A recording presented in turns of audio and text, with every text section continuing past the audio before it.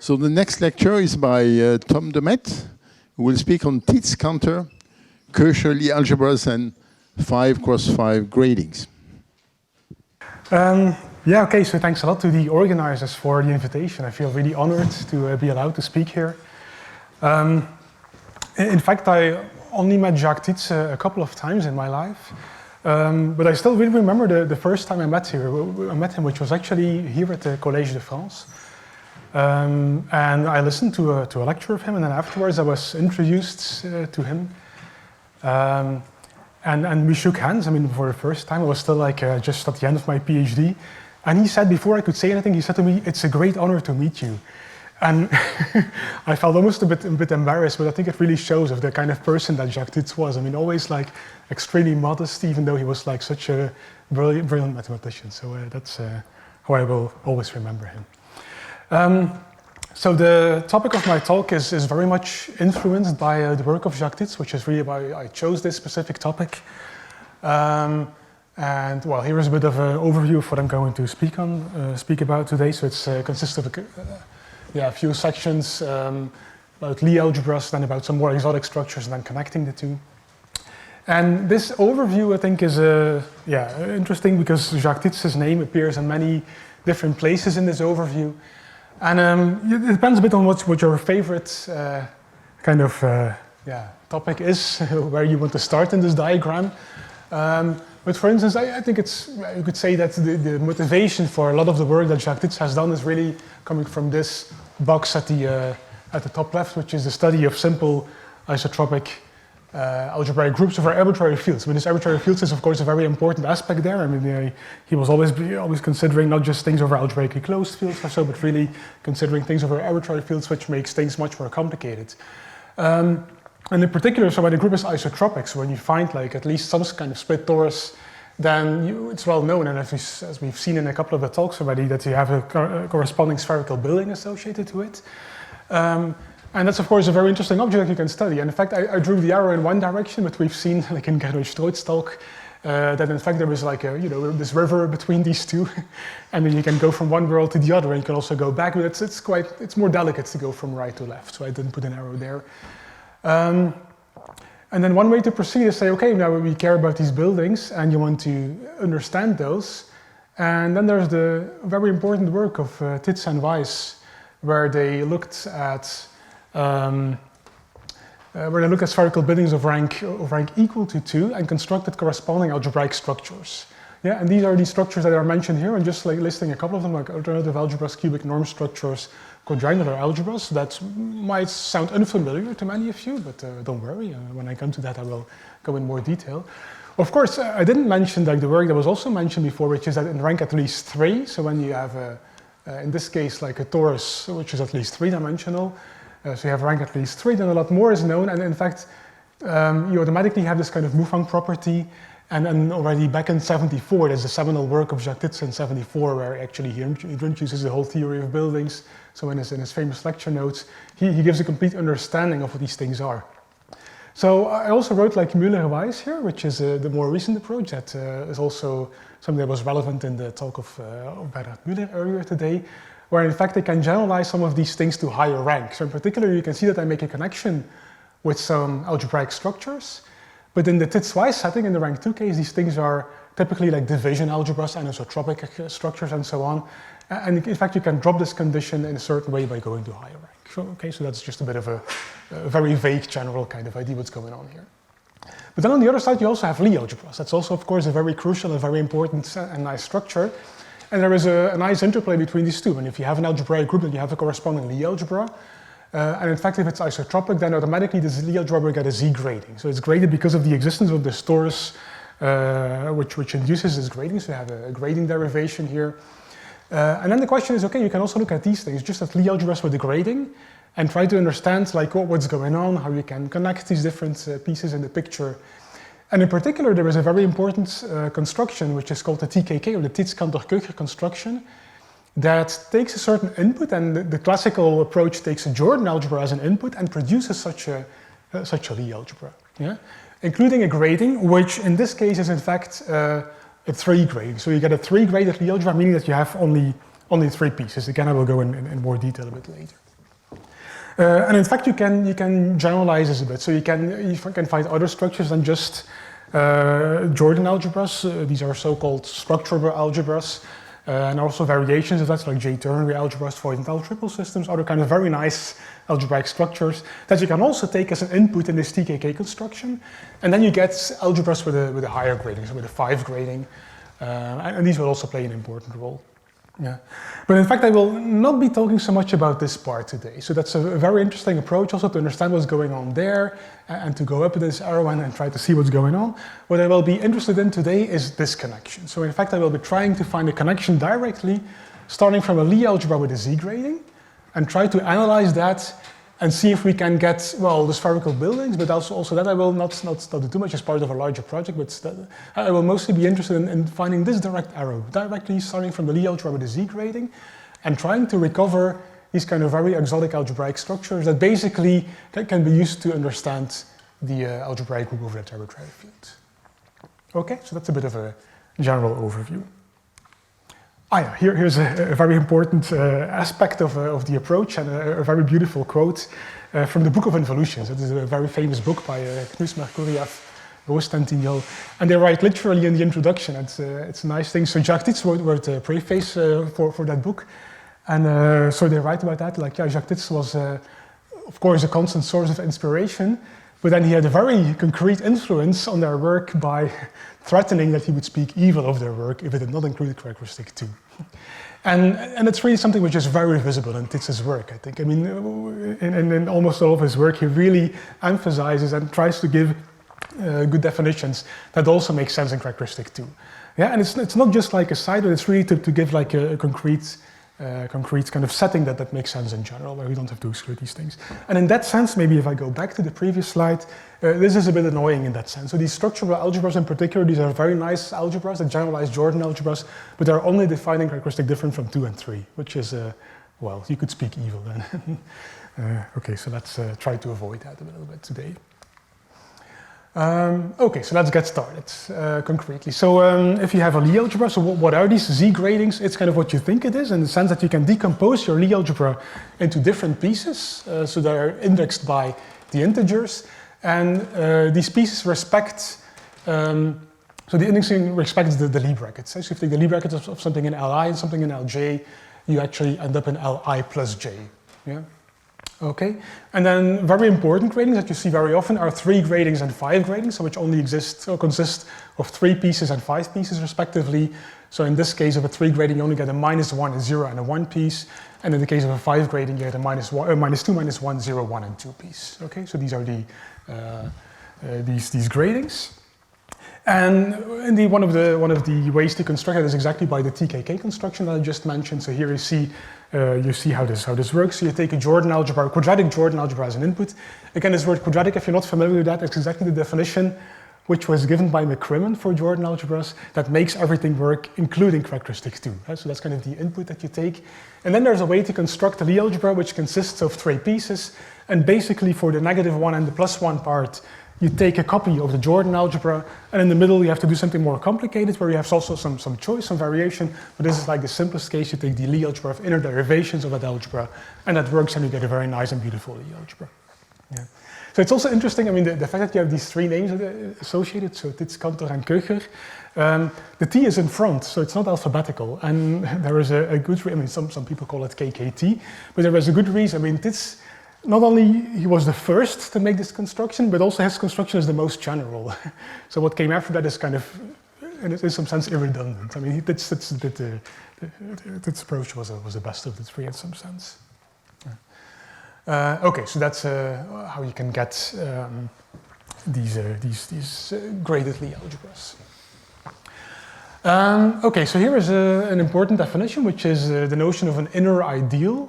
So let's start just with an ideal. An ideal is what you think it is, namely it's a subspace with the property that if you take the Lie bracket with anything in the Lie algebra, you again end up in that inner ideal, in that ideal I. So that's an ideal, and you call the Lie algebra simple if it doesn't have any proper non-trivial ideals as usual. Yeah. But then there's the notion of an inner ideal, which is a bit funny if you see it for the first time. It's a subspace with a property that if you take the Lie bracket I, L, then you end up in I again. Yeah. So of course, an ideal is an inner ideal, but the converse is not true at all. And even simple algebras typically have many inner ideals. Yeah? And that's a definition which was introduced in '73 by John Faulkner. And in fact, the motivation is precisely through this TKK construction. So the notion of inner ideal, also the name sounds a bit funny, why inner, what's inner about it? But it also comes from Jordan algebras. And in fact, in the typical Jordan algebra, for instance, one that arises from without giving the definition. I mean, if a Jordan algebra arises from an associative algebra, then you get what's called a U operator in this Jordan algebra, which looks like ABA. And in that sense, you have like an outer side and an inner side. So it makes sense to talk about inner ideals and outer ideals. Yeah? And that's where it's coming from. And if you take an inner ideal in a Jordan algebra, you plug it in the TKK construction, then what you get is actually an inner ideal of the Lie algebra. Yeah, so that kind of explains the origin of this name. But it turns out that these inner ideals are really interesting things to look at, even though it's not so well known, not so many people have actually looked at it.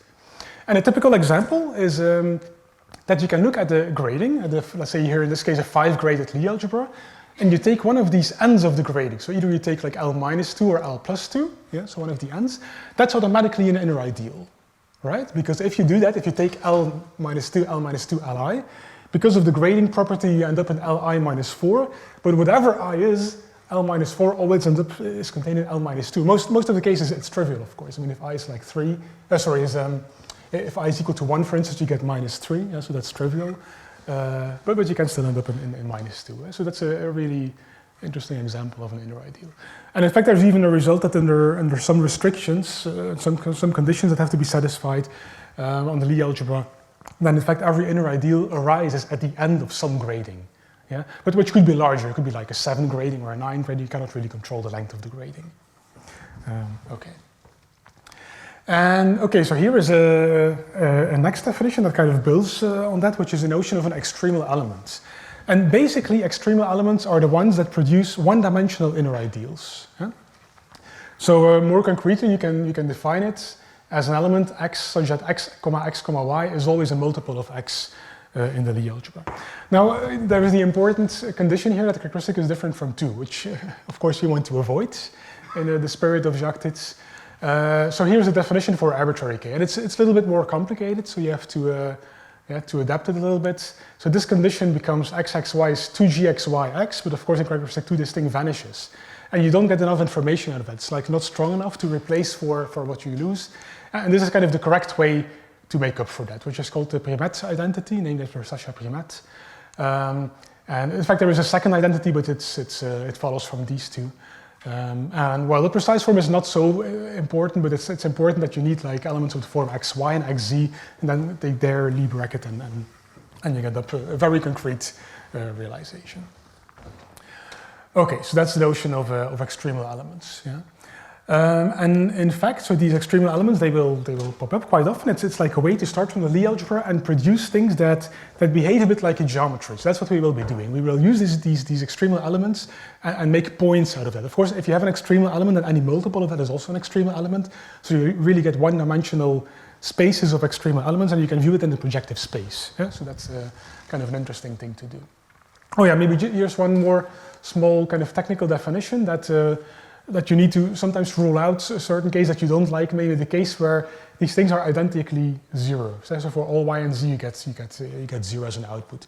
And these things are then called sandwich elements, sometimes also called absolute zero divisors, and these are things to avoid, let's say. That's kind of a bad case. Okay, but here is the link with the geometry that I was just mentioning, namely that you take all extremal elements, you call it E of L, yeah, it's a set, and then you can kind of projectivize that and just take it as a subset of the projective space, and that you get an interesting notion of points, extremal points. Okay. What do we do now? Oh, that's an interesting idea here, and that uses precisely this idea of introducing these gxy's, is that you can use it to define an exponential. Yeah, so the thing is that if you have your Lie algebra, then you would like to write down something like the exponential, let's say, of the adjoint of a certain element A. So the adjoint is just like you take the multiplication in the Lie algebra.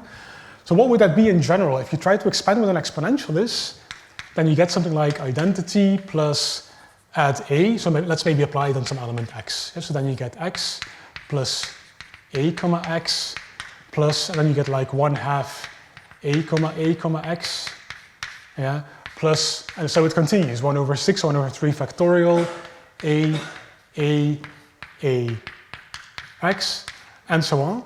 But if your element is extremal, so if a is an extremal element, then a comma x is a multiple of a, all right? Meaning that if you apply one more time the Lie bracket with a, then it's killed. So this thing is automatically killed for extremal elements. So you get a very short kind of exponential expansion. But of course, there's one thing which is still really annoying, which is this 1 over 2, yeah? Which you don't like in characteristic 2. Yeah? So we fixed that. I mean, we've defined this gxy precisely in such a way that it appears here with the 2, and the gx also appears in this expression. Well, we will take precisely gxy as an input here. So that's how we define an exponential map in arbitrary characteristic.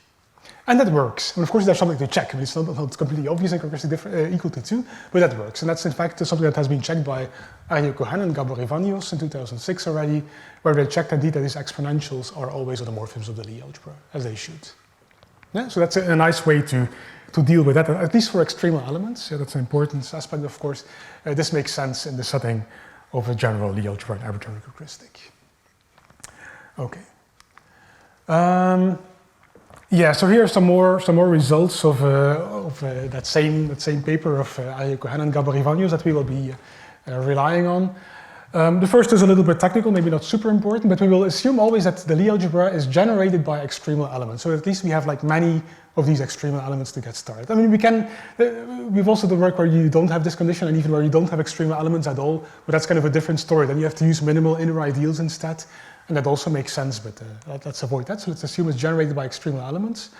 And then in fact, it's automatically spanned by extremal elements. That's a little result that you can show. But then interestingly, this gxy that appears here in these exponential maps, it can actually be sort of further, let's say, linearized to get a symmetric bilinear form. Yeah, so you get a symmetric bilinear form on the Lie algebra. So yeah, in the case of a simple Lie algebra, it would be like the killing form, basically. Yeah? That's because it associates with the Lie brackets, yeah, in that sense. And it satisfies this fact that gxy then is equal to gxy for all extremal elements x. So that's kind of an interesting thing to have that you can use. And then here is, okay, that looks maybe a bit overwhelming. It's a very nice kind of geometric interpretation of what can happen. Yeah, so if you take two different extremal elements, what kind of positions can you have between these extremal elements? And a couple of things can happen, and they are listed here. And there are exactly 5 cases of what can happen. So the first case is, of course, that they are equal, that they are equal up to a scalar, so they represent the same point in the projective space. The next one is that they are collinear. What does collinear mean? It means that if you take the span of these two, then you get, all you see are extremal points. In fact, you get, if you take these 2 points and you connect them like in a projective space, then every point in that line is again an extremal point. So it's again a point of that geometry. Yeah, so you get a whole line of points. That's collinear. Another case that can happen is symplectic. What does symplectic mean? It means that they're not collinear, so you get these 2 points, and then in fact, automatically, none of the points on that line will be extremal again. So you get exactly 2 points only. Okay, symplectic. And then special, well, that's a bit special. Namely, that's the case where you get 2 points and there's like a third point, which is exactly the Lie bracket of the 2. So this thing. This will then again be an extremal element, and it's collinear. So x is collinear with that new point, and that new point is collinear with y. So they're like a distance 2 from each other in the geometry. You have x, you have y, and you can go via x, y. That's special. Yeah. And then the kind of generic case, the one that occurs with, let's say, highest probability in some sense, is hyperbolic, which is that they are like far apart in the geometry, kind of opposite, you could say. And in that case, they generate an SL2K, like a little SL2 Lie algebra. Yeah, okay, and that's called hyperbolic. And here is the really interesting thing. So we care a lot about gradings, and they will play an important role. And then these hyperbolic points hyperbolic pairs are what we need. So these hyperbolic pairs, they always automatically give rise to a 5 grading. That's really beautiful. Yeah? And in fact, it's not just any 5 grading, it's a 5 grading where the ends of the grading are exactly, they're one-dimensional. Yeah? And they really correspond to the points that we took. Yeah, that's what we get. And in fact, I just wrote like L negative 1, L0, L1, just not to clutter the page even more. You can make it explicit. You can find an explicit description saying how you can actually get them, like by taking normalizers of x and y and intersecting and so on. And so you can make it very explicit. So you get a beautiful 5 grading.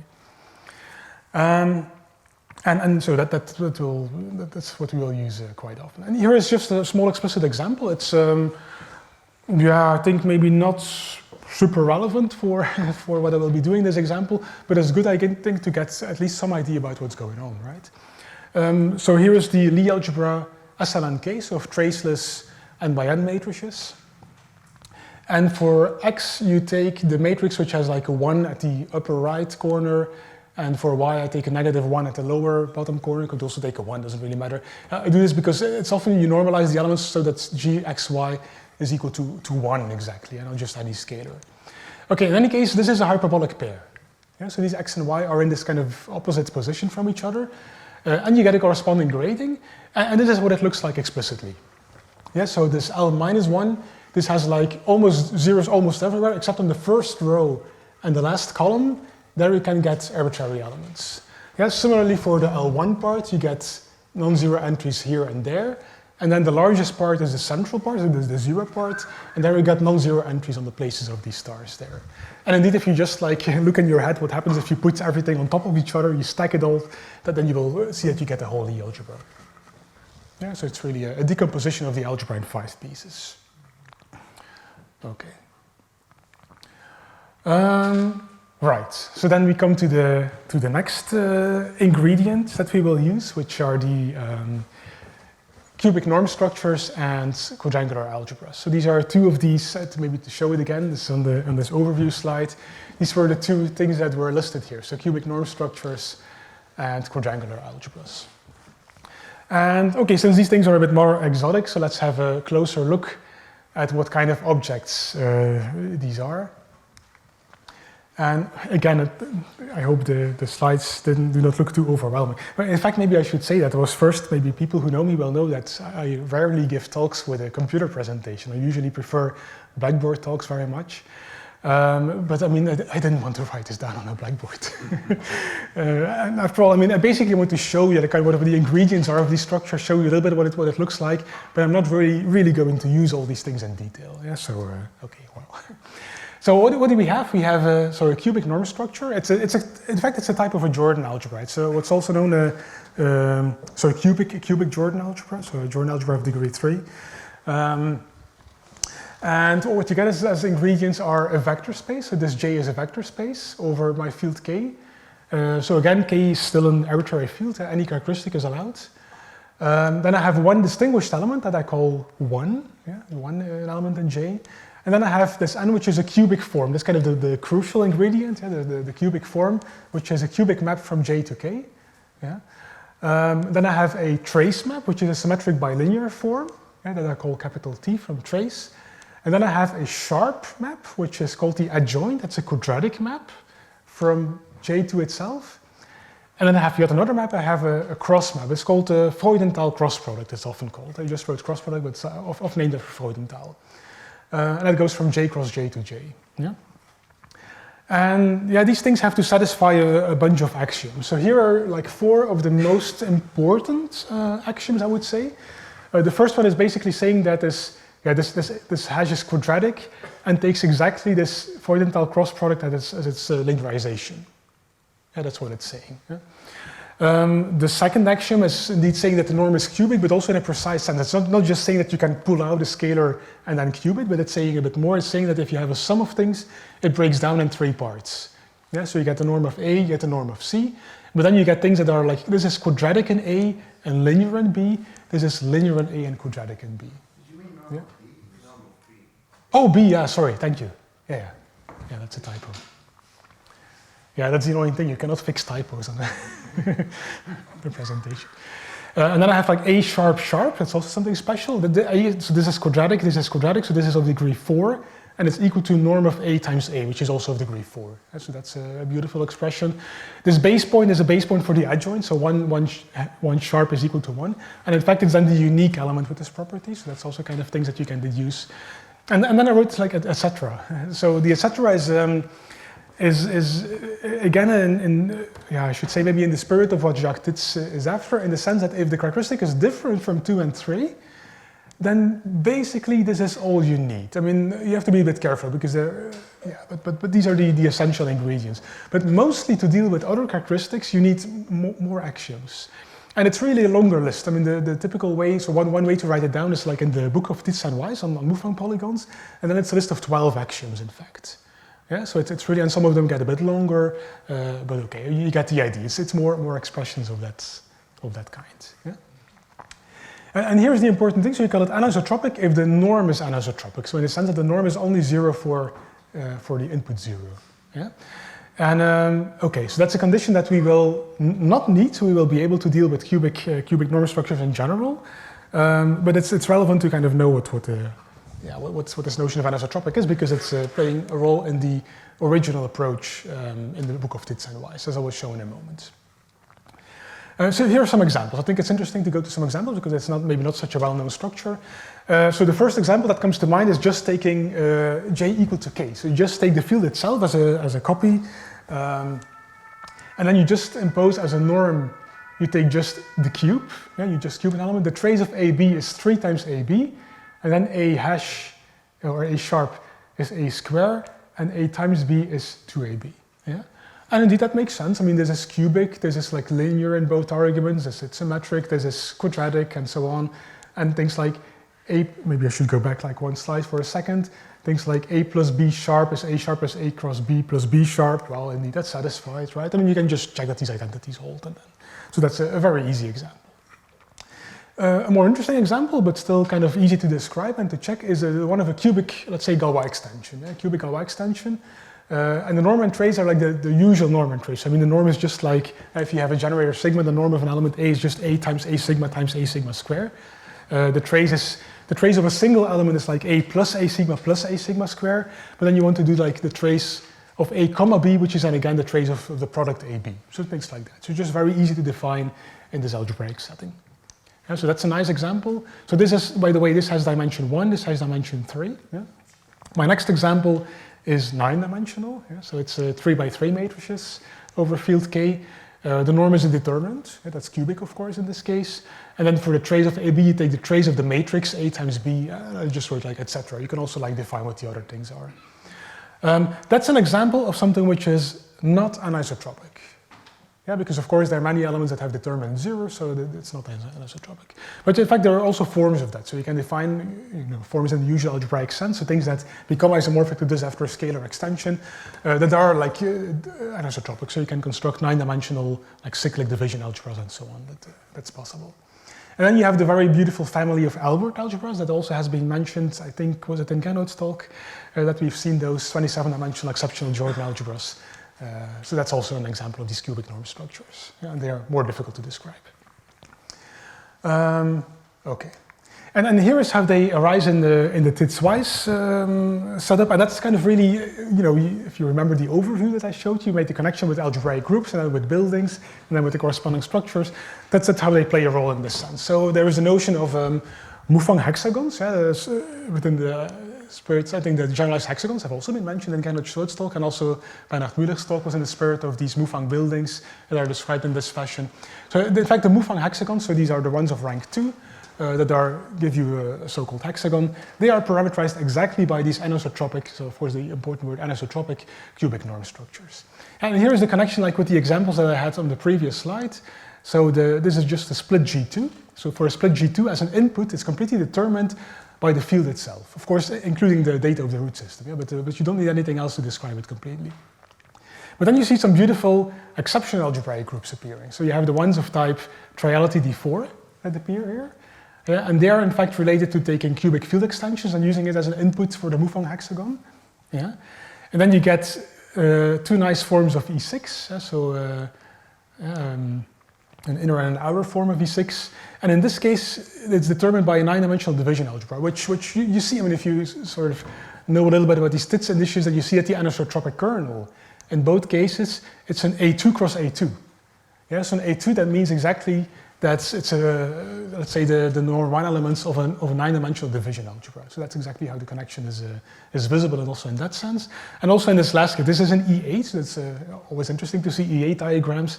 So an E8, so a rank 2 form of E8, which has precisely as an anisotropic kernel an E6, so an anisotropic E6, and that corresponds to the group of norm similarities of an Albert division algebra.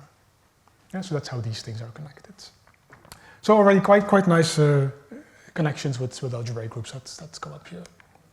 Right, and here is an even more frightening slide on the definition of a quadrangular algebra. And that's, I would say, an even more exotic structure. I mean, it's been introduced by Richard Weiss in 2006. I also wrote first Tits-Weiss, but it's not really apparent in Tits-Weiss. I mean, in Tits-Weiss there is a classification of the Moufang quadrangle, so again, other rank 2 forms that occur. And it's more like a case-by-case thing, but already in the spirit, these quadrangular algebras are already lurking in the background, sorry. And it's only in 2006 that Richard Weiss wrote this monograph on quadrangular algebras where this is formalized. But in 2006, it's mostly dealing with anisotropic quadrangular algebras, and in fact, there's a whole classification of these algebras and so on. And it's only more recently in work of Müller and Weiss in 2019 that there is also more theory about isotropic, so possibly isotropic quadrangular algebras. Yeah. All right. So let's try to have a closer look at what's going on here. So you have two vector spaces now, V and X, but they're in a sense of a different nature. So you should really think of X as kind of the main vector space. This thing is like a module in some sense over V. But of course, module is not really well defined. It's only well defined if this V itself is like an algebra, which is not the case here. So it's an exotic type of module. Yeah. So what do we have instead? We have a vector space equipped with a quadratic form. Yeah. So that's an important ingredient, the quadratic form. And this quadratic form has a base point. So base point simply means that Q of 1 is equal to 1. That's just like kind of a normalization. Yeah, but you have a base point. And then you have several maps, and this is really like the module structure. So the dot is really saying I make X into a module for V by right multiplication. Yeah? And then I have a map H, which is kind of another ingredient that you need, which is a bilinear map. And then I have another map theta, which is going from X cross V to V, and that's even more difficult to understand because it's linear in V, but it's quadratic in X, and that's really kind of I think is the most complicated maps that in part of the data of this quadrangular algebra to really understand what's going on. And here are just some of the actions to give a bit of a flavor. So that's an easy one. X dot 1 is equal to X for this module structure. And the second one is important. So this one says that X dot V sigma is Q of V times X. What is sigma? Sigma is kind of a natural involution that you can define once you have a quadratic form with base point. Yeah, I don't know whether you've seen that before, but if you have a quadratic form with a base point 1, then that actually can define like an involution, just like in the sense that it's an involutory map. Yeah, it's an involutory linear map on the vector space. Yeah, so that's what you have. And in fact, some people might recognize this in the setting of Clifford algebras. So in fact, what you're really saying is that X becomes a module for the Clifford algebra with base point 1. Yeah, and also that the notion Clifford algebra with base point is also not so well known, but that's something which is isomorphic to the even Clifford algebra, which is something that more people are familiar with. Yeah? So there are many ways to kind of interpret this kind of module structure and say what it is. Okay, and then you have like more difficult things. I just wrote them down for completeness, but I'm not really going in detail. It's like an interplay between this kind of this map which behaves a bit like a skew Hermitian map in some sense, but in a more difficult fashion. And then you have interplay, and this, especially this last relation is really crucial, but also difficult to really grasp what's happening. And it's kind of a way to decompose an action of this theta xv, which was a quadratic map, by unfolding it in this way, and that plays a very important role. Okay, and again, etc. Oh yeah, this is an important etc. I mean, in the previous case, I said etc. You know, basically everything follows, and you have more axioms in the same spirit in characteristic 2 for the cubic norm structures. Here it's really more complicated. I mean, if you have characteristic different from 2, there's a clear relation between theta and h. In fact, you can define theta of xv as h of xv comma x, and then dividing by 2. So you have to divide by 2 to do that. In characteristic 2, you need like, I don't know, 7 more axioms involving new maps, and they look really long, and yeah, really difficult. I mean, you can work with them, and of course Richard Weiss is the expert on how to use these identities and these properties very well, but they're really complicated and still kind of mysterious. So it's still very difficult to really understand what's going on. Okay. In any case, there is again a very sensible notion of being anisotropic. It's also more subtle. Yeah, it's you get a more subtle version that not only is the quadratic form anisotropic, you also need something involving this very weird, difficult map theta. Okay, that's just to give you some flavor of what these structures are. And again, here are some examples. So I'm not going to attempt to write down like the examples in the algebraic way, but I'm making the connection immediately with the algebraic groups. So first of all, many of these things are like classical examples in the sense that, I told you that this X is like a module over V. So in many cases, you can take the case where V is K, quadratic field extension, or quaternion division algebra. So it's like dimension 1, 2, or 4. Yeah, so in these low dimensional cases, it turns out that you get like, just like things that Jacques Tits called pseudo-quadratic spaces. Basically, it's an arbitrary characteristic generalization of taking skew Hermitian forms. That really works well in characteristic 2 as well. Oh yeah, in any case, that's what you get in as groups you get unitary groups. And these are the corresponding algebraic groups. And then you get again like forms of E6, E7, and E8. So quite beautiful. Again, rank 2 forms. In this case, you get an isotropic kernel of type D6. Yeah, so we get a 6-dimensional quadratic form playing a role here, and the X becomes 8-dimensional. Yeah. In the second case, it's an E7 with an anisotropic kernel of type D4 cross A1, which kind of hints at the importance of an anisotropic quadratic form of dimension 8 in the background. And this one here, the A1 that you see, is a quaternion algebra, a quaternion division algebra, but that only arises, or one way to see it, is as the Clifford invariant, or the Hasse invariant of this 8-dimensional quadratic form. Yes, it's one of that type. And then you have a 12-dimensional anisotropic kernel in this case, it's a D6, and in that case dimension of X gets up to 32. These things are, as you see, nice powers of 2. This is related to the Clifford algebra structure that was lurking in the background. Yeah, so that's what how you get these nice examples. And then you can use these quadrangular algebras to really recover the algebraic group, so to speak. Right, so that brings me to the final, and yes, this was all preparation, so to speak, for the last part, which is really how we're going to connect these two worlds, because the two parts so far had like nothing to do with each other. I mean, one was about Lie algebras, the other was about these exotic algebraic structures. And here's the setup. So we take a Lie algebra over a commutative field. Of course, important is the fact that our characteristic is arbitrary. We have the very small assumption that there are at least 4 elements of the field, so we exclude the field with 2 and 3 elements. I hope that's allowed. And then we have a simple Lie algebra. That's important, simple. Yeah, that's a crucial condition here. And then L is generated by the set of extremal elements, and we want just the existence of a single pure element. But in fact, combining these two in fact implies that all extremal elements are pure. And so there are no sandwich elements and none of these annoying elements. So okay, so we get that. And then important is that as a consequence, and that's not so difficult, I think it's also already in the work of Cohen and Ivanios, that in fact there are many hyperbolic pairs. So these things that kind of opposite position, in generic position, there are many of those, to the extent that the graph that you can form by taking the points and connecting them where they're hyperbolic, that graph is connected. So you get many 5 gradings. That's the importance for us. So you remember that, I think it's still on top. Oh no, it's not. It is, yeah, it is. So if you have a hyperbolic pair, then it produces a 5 grading. Yeah, it produces a 5 grading. So we get many of these 5 gradings. And we're going to exploit that. Here is first, it's a bit of a technical result, but it's an important one. I mean, it's really a way, it's in this spirit, remember this exponential of the adjoint, which was very difficult, well, which we found a way around to express in characteristic 2. And we want to take this further, because we also want to do this for non-extremal elements. And here is a way to do that. If you take an element, and it's important here, it's an element of L1, or L negative 1 is also okay, of course, but like in that part of the grading, then in fact you can construct something that behaves like the exponential of the adjoint. Yeah? But of course it's more complicated. This element is not extremal, so you get really 5 pieces. Yeah? So you get 5 pieces depending on the grading. So and we call this alpha A. So this is like the replacement of the exponential of A. Maybe I could have written exp A to make it more explicit. And it has these parts, so m and then am, and then something of degree 2, of degree 3, and of degree 4. Yeah, so, But the thing is, this works in arbitrary characteristics, so including characteristic 2 and 3, where for the classical formula, this is like a term at 1 over 2, 1 over 6, 1 over 24. So what happens with these things? And the thing is, there's no canonical choice, but there is always existence of these maps.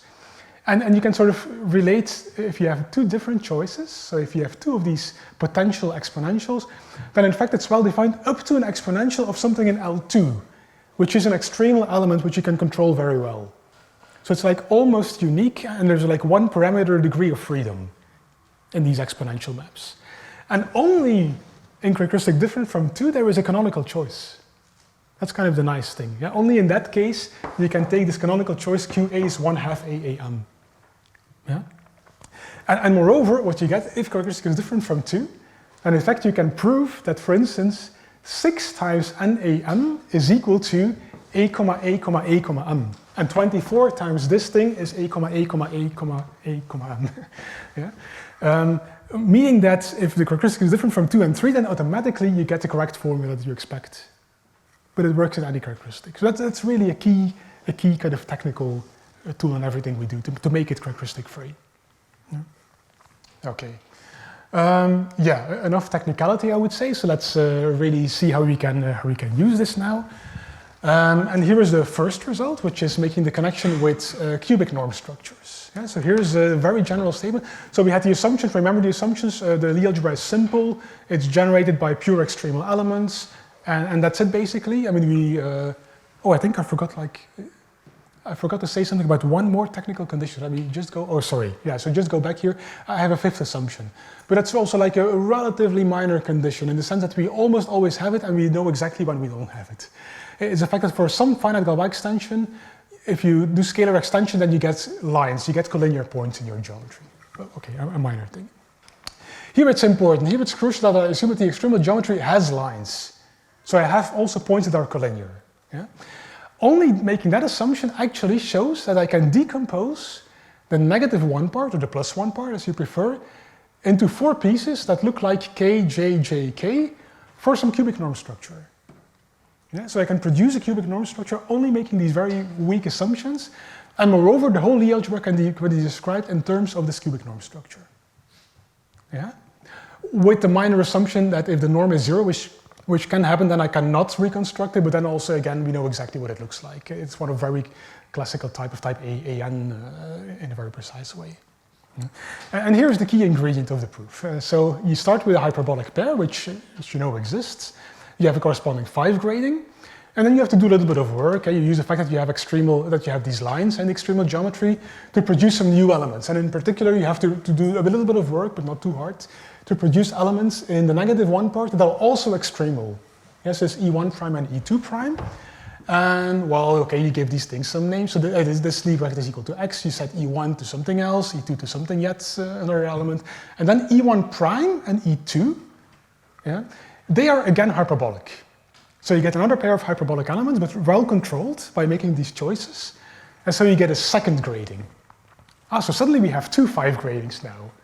So what you can do with 2 5 gradings, you can intersect these 2 gradings, and you get a 5 by 5 grading. So it's really a very fine grading of the Lie algebra. And well, sit down, work hard, and what you get is this picture. Yeah, so it's really a very beautiful, I think, decomposition of your algebra into many pieces now. And here, so you see the original X and Y, this is the original hyperbolic pair. And then in the -1 part, this is this part, you see the E1 prime and E2 prime that we picked. They then happen to live in the negative, so you pick these 2 elements. Then we produce E1 and E2, and this E1 prime and E2, they are again hyperbolic, so they produce a second grading. Yeah? And then you really intersect. You look at what all these intersections are, and you give these things some names, you control it a little bit, and that's what you get. So you get like a J prime originally, and this whole picture. And then you can define all the maps by just looking at this picture, basically. So for instance, let's say that you want to define the trace between, so from J cross J to the field. Well, in fact, you take an element in J, you take an element in J prime, which is like a copy of J, and you look at where you end up if you take just the Lie bracket. And the Lie bracket of these 2, if you look at the horizontal grading which is this one, right? Then you end up there in the -2 part, and the vertical grading tells you that you end up in the -1 part, so you end up in this part. So indeed you get an element which is just a multiple of x, so that gives you a scalar, and that's a trace. And you go on, I mean, it's a bit more complicated if you want to define like the cubic norm and the adjoint. You start from an element here, you apply our kind of key tool, which produces these exponential maps, and the key tool is visible on this diagonal, this yellow diagonal. And it gives you something of the form, you have something here, something there, which is just a linear copy of this thing in J, and then something quadratic and something cubic, remember from the picture? The quadratic map is from J to J prime, that's our sharp. That's the adjoint. And then from J to X was a cubic map, that's the norm. So you just produce all these things from the Lie algebra, and you sit down and you check that all the axioms are satisfied, and it works. Yeah, so it's, I think, a quite interesting picture to stare at for a longer time. Okay, well, there is a second kind of type of algebraic structures that I mentioned, which are the quadrangular algebras. So there is a corresponding theorem in that case. So we have this time other assumptions. Of course, the assumptions have to be a little bit different. So in this case, we assume that we have symplectics, that we have symplectic pairs. So remember, these are things that are like not collinear, but still have the property that the Lie bracket of the two is equal to 0. So that's a symplectic pair. That's the assumption, or weak assumption again. And now, yeah, kind of an assumption again about lines, but this time we assume that either you have lines, or you only see lines after a degree 2 extension. Yeah, that's the assumption now. And what you get as a result is that L, the -1 part, can be decomposed this time in 3 pieces that I call VXV for some quadrangular algebra, VQ1 x dot h theta, and so on. And moreover, the Lie algebra can be completely recovered or described in terms of this quadrangular algebra that occurs in this fashion. Yeah. And again, the strategy is somewhat similar, I would say. So you start from a hyperbolic pair. You do something different now. You use this symplectic pair to show that you have many symplectic pairs. Namely, you have like XA, XB, YA, YB, like a square of symplectic pairs that you get. And again, you get a second 5 grading. You intersect these gradings, and again, you work, but even a bit harder. There is one embarrassing, I would say detail, but I don't dare to say in detail, which is this one. Yeah. So I have to assume that the characteristic is different from 2 still at this point. Yeah, after this whole story and then setup, it's it's a bit disappointing. But I think it's a matter of working even harder, yeah, even a lot harder. I think it should be feasible to do it actually. I mean, the setup is there. We have all the ingredients. We know how to produce all the maps that occur in the setting. So yeah, it's just that the axioms are more difficult and harder to check and so on. But I hope to actually eventually get rid of that condition too. So I hope this will work out. And here is then again the corresponding picture. Yeah, so again you get a kind of similar. It's a somewhat more symmetric picture maybe in the setting. Yeah, you get so XY here, which is the original 5 grading, and you get the second grading, which is really now completely in L0, and you get a more symmetric picture. So here you see 4 copies of this V, and then 4 copies basically of X. So there's a module for the vector space, and again you can recover all the in a kind of similar way. You have to be clever, like how you produce the different maps. So sometimes you have to jump a bit. Like if you have something in V and something in X, maybe you first have to take a copy of X in there. Right? You have like 4 copies, so you have some choice. But by making the correct choice and then juggling around and then using the Lie bracket, you can actually produce all the maps. There is something, maybe that's the kind of final thing. There are also these yellow arrows that are drew like diagonally. In fact, that's also interesting. That's kind of a third grading that you get. So I start with 2 gradings, and for free I get a third grading. This diagonal one. It's again a 5 grading, but this time the pieces, the ends, are no longer 1-dimensional. Yeah, they're 2 plus dimensional V dimensional. And that's also interesting. In fact, in this case, you can give these ends the structure of a Jordan algebra. It's a Jordan algebra of Clifford type. I think this was mentioned also, this notion in Bernhard-Willig's talk. What you get from this quadratic form. And then here you see like a module for this Clifford algebra, but in fact it's like a larger thing. It has two copies of X. And that's in fact possible. You can also like do that. You start from this Clifford algebra, You do this, you take this whole thing, and then you choose an idempotent in this algebra, and you use a Peirce decomposition with respect to that idempotent. And that's also a way to recover like what X is in that circuit. So there are many things going on just by staring at this picture and yeah, using the information that you have. Okay, but that's all I wanted to tell you. Thank you.